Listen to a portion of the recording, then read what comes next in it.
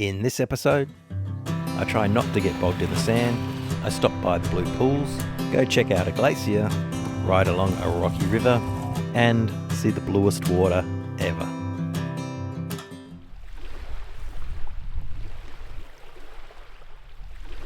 Morning.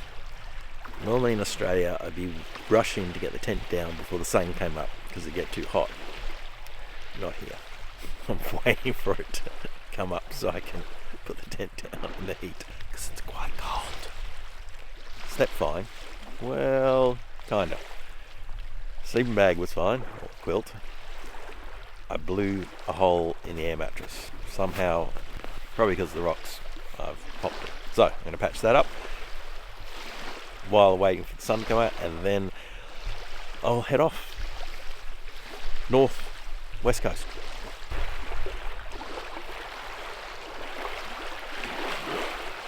I'm going to try this by just using air. If I can't find it, I'll have to put it in the water. Really hard with the noise of the waves keep going and trying to listen for it. My hands are so cold. Feeling for it's not good either. I heard something. We have a tear. Now that we know where it is, so they all come with little repair kits. Guess I should read the instructions first. Oh, it's colour matching and all.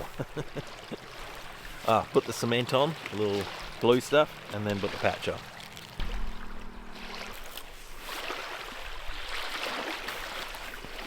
Probably did that all wrong, but as long as it sticks.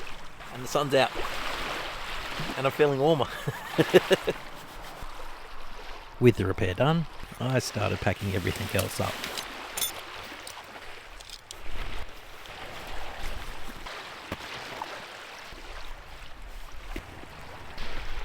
So the last thing I've got to do is get the bike from there up onto the path again. There's a lot of really loose, soft, gravelly sand. So I'll pick the path this way because the other way it's really loose, and through these rocks. I'm going to keep my backpack off, just as the swinging of weight's a bit of a mission in this sort of thing.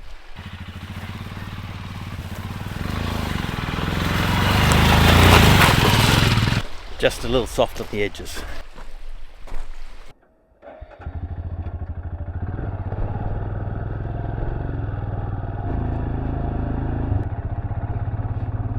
I got on the road again and rode alongside this incredible lake. I could stare out at it all day.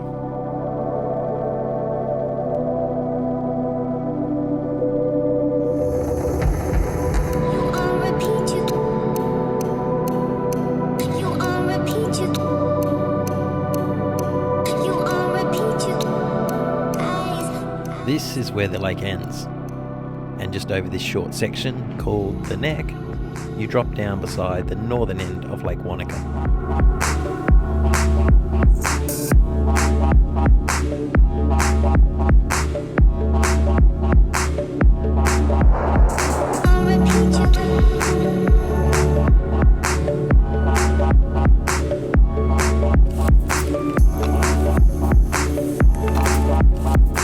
I saw a sign that said Blue Pools, which sounded interesting, so I pulled over.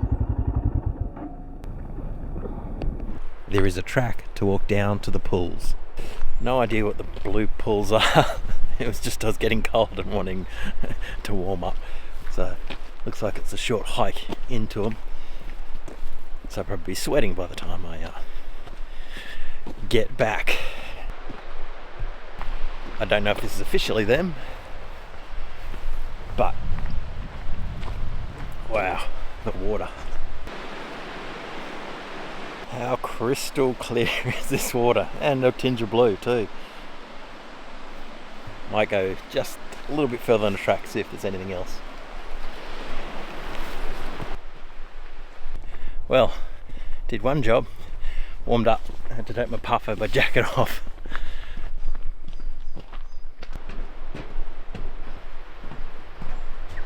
There was a bridge that went over to the main area of the Blue Pools, but it was closed. The pools are along the Makarora River, next to where the Blue River converges. And like a lot of the waterways in the area, the blue turquoise colour is due to the fine silt particles fed from the glaciers. I made my way back along the walking track, back to the bike. This is another stream that feeds into the Makarora River.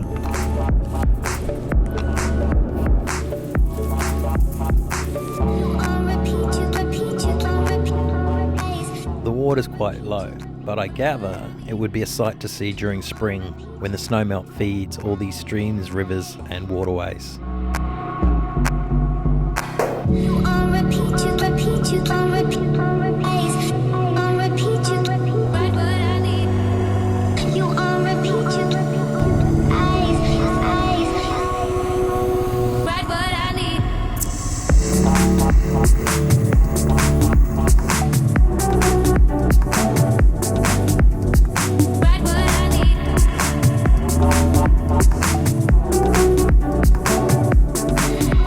I made it to the town of Haast and had a quick stop to fill up.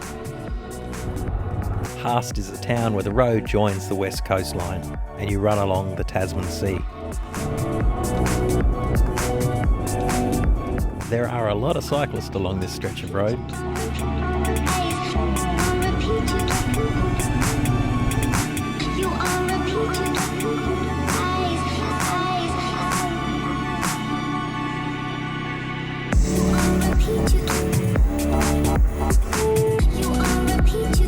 I took a closer look at one of the many rivers and streams that comes down from the mountains to the ocean.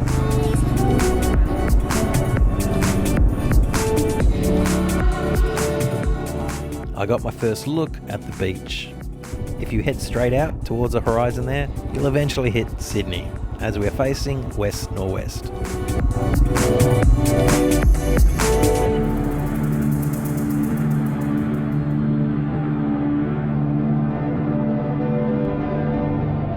I'm definitely getting closer to the main part of the Southern Alps now.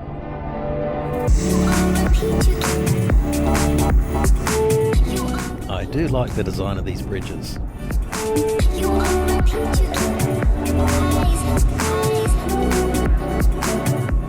I had made it to the next place I wanted to check out.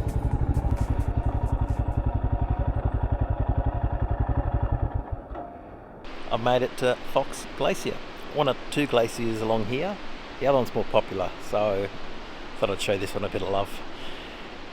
Hopefully no one wants my bike gear more than me. I've locked some of it in the helmet together. It's only smelly clothes and some tin food and old camping gear that I'll have to replace. Alright, I've got my gear jackets off already, not like the blue pools where I had to take it off halfway. Yeah, apparently it's 45 up, 45 back. Hopefully that's a overestimation. It's only half an hour, but we'll see if we can actually see one, because apparently they've been receding a lot. Is it receding? Yeah, a lot. So hopefully you can actually still see them. Before, I think you could nearly walk on them. Anyway, I might get a glimpse. That's the idea. I started walking up the track. I hope it's this flat all the way. Is that just lazy? The only issue could be my backpack. It could be up over 30 kilos.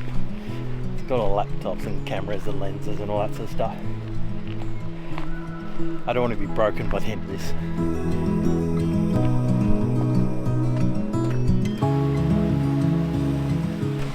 These would be great tracks to ride.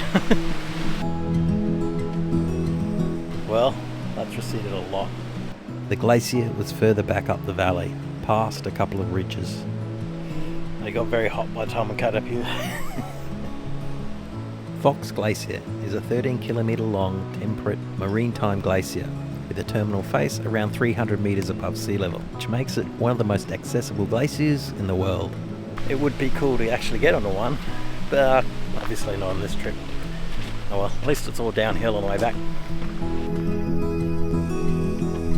If you're also into checking out a bit of nature, there are some really cool paths and rivers and streams along here too.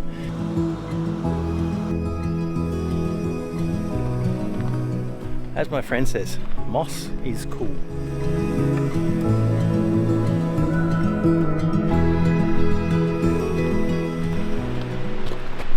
So I got back to the bike and everything's still here, which is always a bonus.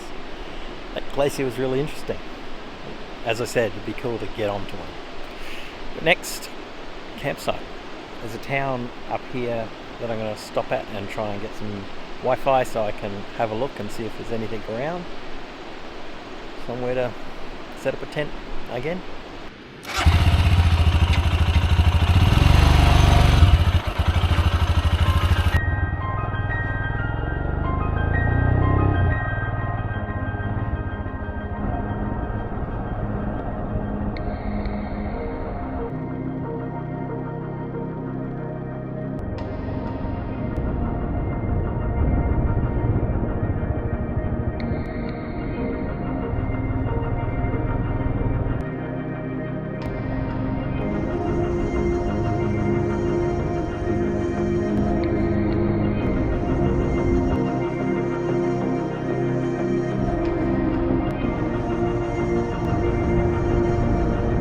This is the town of Franz Josef.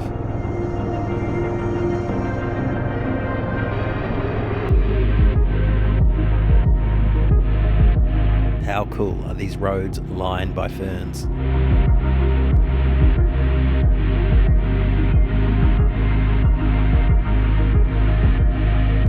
I hope it's a mountain creating their own weather here. So if I head west to the coast, there won't be any rain.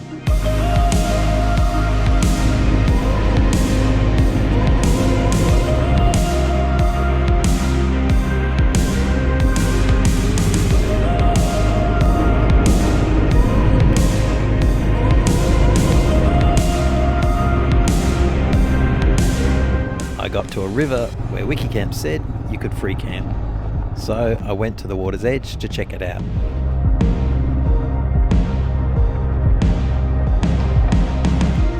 I went for a bit of a wander down the river.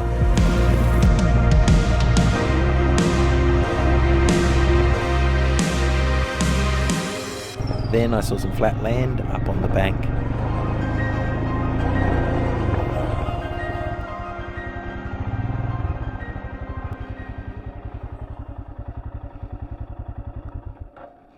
I found this secluded little spot along the river, but if the river did rise, there's no real way out. I don't think it. The chances are 1,000,000 to 1, I think, but they said rainy season. The only thing that, it's not a concern, but all those clouds. You don't want to be the traveller that gets caught out and the locals going, what an idiot. Should have known the river's going to rise. So I might go back a bit to where the road enters the river and check out there. This is cool though.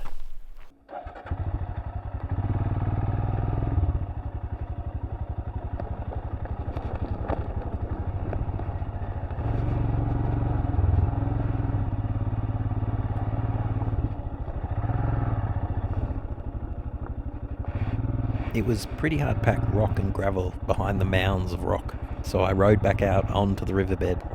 Then I spotted a spot with potential.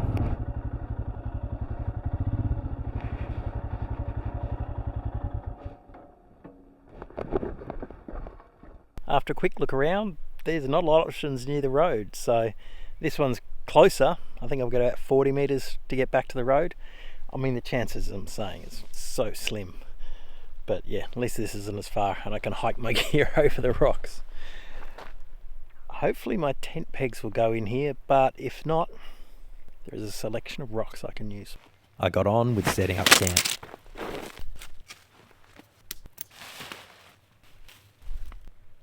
So I had to use rocks all around.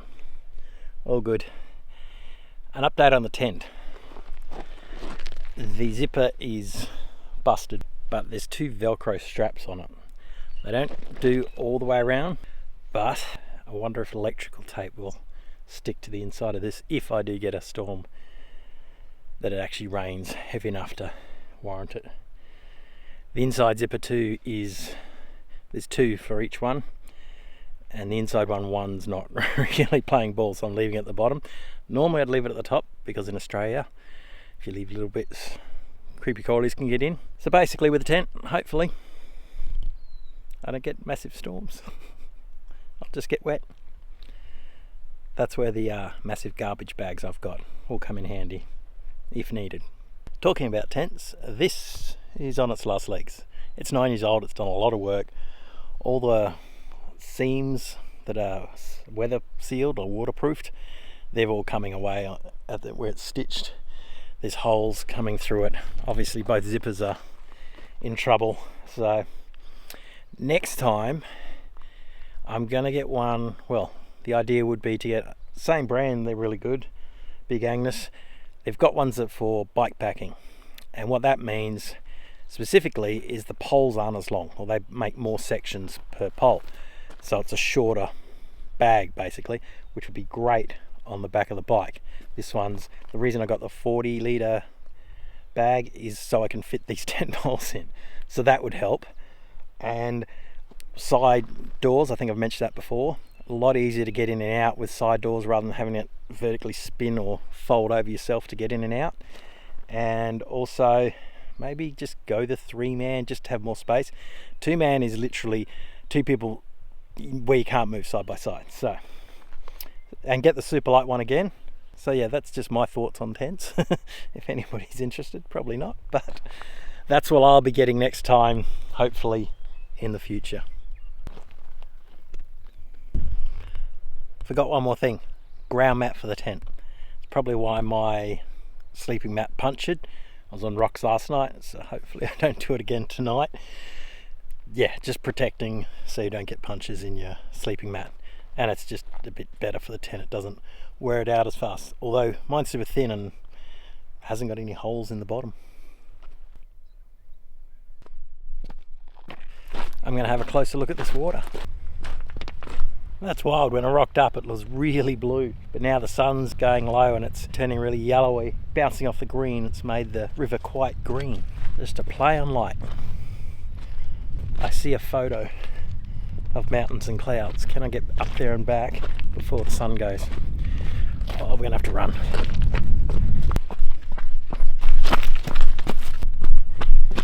I think I missed the best of the light.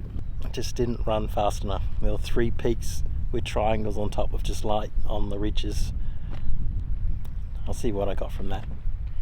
Anyway, it is a idyllic spot along a river to end the day on.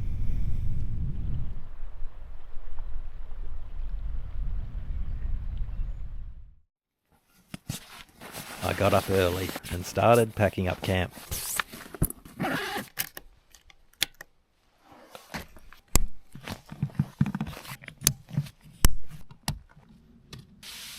There was quite a lot of dew on the tent. The bottom of the tent was damp. I had to brush the sand off as I rolled up the tent. I rode out in the dark.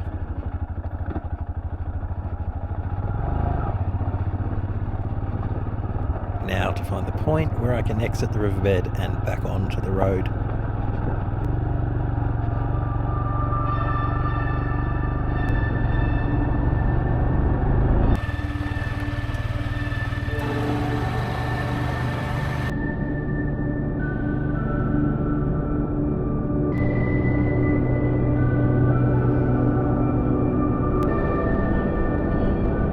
I pulled over as it was colder than I thought it was when I started. So I put on my wet weather pants for some more warmth.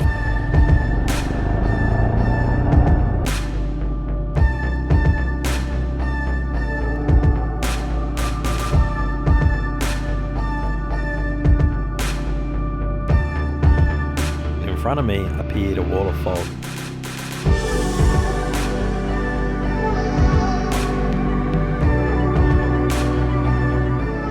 Luckily, the fog didn't last too long. I wound my way up the next section, then through more fern-lined roads. Some more fog.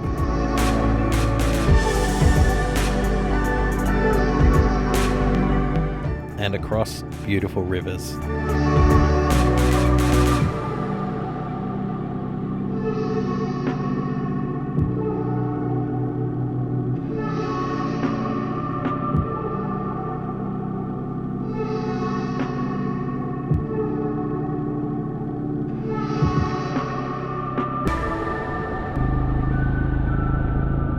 I arrived at the Hokitika Gorge. Well, that was a brisk start to the morning. A bit fresh. Fingers got a little cold, but the rest of it was pretty good. And that fog just had to slow down a bit. Well, I've got to another gorge. New Zealand do water pretty well, so I'm going to go and check this out. Would you have a look at the colour of that water? Now that is vibrant, a really vibrant blue. That's insane. And over here too. I continued along the path until I got down to the river. More green mossy forest. How's this bridge? The gorge was cut out of granite by the Hokitika River, beginning in the Southern Alps and flowing into the Tasman Sea, just south of the town of Hokitika. It definitely is blue. Again, the colour is due to the fine silt particles in the water, which is a result of glacier erosion. The silt is so fine it doesn't settle to the bottom quickly, remaining suspended in the water. So depending on the makeup of the silt and the amount in the water, will result in different variations in the colour of the water. Well, that was a much more pleasant hike than hiking up to Fox Glacier. This is just easy and quick. Fox was uphill and about 45 minutes, but still good. But here, definitely worth coming for a visit. It is awesome. Is that sunshine I spot? It looked like I'd made it out just in time, before the busloads of tourists. So starting in the dark this morning was a good decision.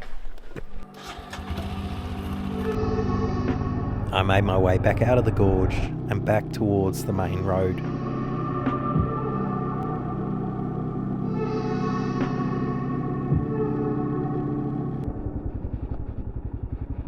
Just pulled over to get some fuel and to work out what to do next. There is one option.